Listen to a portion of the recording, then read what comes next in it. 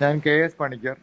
ഞാൻ ഇന്ന് നിങ്ങളുടെ മുമ്പിൽ എത്തിയിരിക്കുന്നത് യോഗയെക്കുറിച്ച ഒരു അവബോധം നിങ്ങളിലേക്ക് തരുന്നതിന് വേണ്ടിയിട്ട്. കുട്ടികളായി നിങ്ങൾക്ക് മാനസികമായ തലത്തിൽ ഉണ്ടാകുന്ന അടിപ്പെടൽ, അതായത് മനസ്സുകൊണ്ട് നിങ്ങൾ താഴ്ന്നു പോകുന്ന അവസ്ഥ പലപ്പോഴും ഉണ്ടാകാറുണ്ട്. കൗമാരപ്രായത്തിൽ കുട്ടികളിൽ ഉണ്ടാകുന്ന മാനസികമായ വികാരങ്ങളെ പഠനങ്ങൾക്ക് പലപ്പോഴും വിഘാതമായി നിൽക്കുന്നുണ്ട്. മനസ്സിനെ ഏകാഗ്രതയിലേക്ക് കൊണ്ടുവന്ന് പഠിത്തത്തിൽ നിങ്ങൾക്ക് കൂടുതൽ സമയം ചെലവഴിക്കാനും ശരിയായി മനസ്സിലാക്കാനും കഴിവുള്ള മനസ്സിന്റെ ശക്തിയെ വികസിപ്പിക്കാനുമുള്ള വളരെ പ്രധാനപ്പെട്ട ഒരു പദ്ധതിയാണ് യോഗ പദ്ധതി എന്ന് പറയുന്നത്. അതിനോടൊപ്പം തന്നെ ശരീരത്തിന്റെ ആരോഗ്യം ലളിതമായ അഭ്യാസങ്ങളിലൂടെ, വ്യായാമങ്ങളിലൂടെ, യോഗാസനങ്ങളിലൂടെ നിങ്ങൾ ദിവസവും അനുഷ്ഠിക്കുകയാണെങ്കിൽ നിങ്ങളുടെ ശരീരത്തിന്റെ ആരോഗ്യം മെച്ചപ്പെടും. നിരോഗിയായി തീരാനുള്ള ഒരവസ്ഥയിലേക്ക് നിങ്ങൾ എത്തിച്ചേരും. ഇപ്പോഴത്തെ കാലത്ത് നമുക്ക് എപ്പോഴും ശാരീരിക പ്രശ്നങ്ങളാണ്.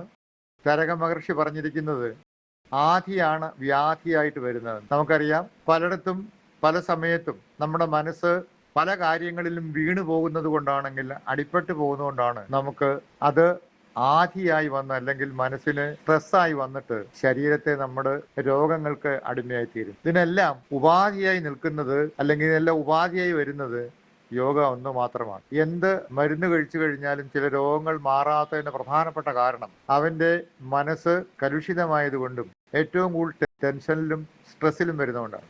ഒരു മനുഷ്യനിലെ സ്ട്രെസ് മാറ്റാൻ, അല്ലെങ്കിൽ ടെൻഷൻ മാറ്റാൻ ഒരു കാലത്തും മരുന്ന് സഹായിക്കത്തില്ല. മറിച്ച് യോഗയിലെ ഘടകങ്ങളായ ചില ഘടകങ്ങളുണ്ട്, ചില പടികളുണ്ട്. ആ പടികളിലേക്ക് അനുഷ്ഠിച്ചു പോയി കഴിഞ്ഞാൽ അതിലൊന്നാണ് പ്രാണായാമം.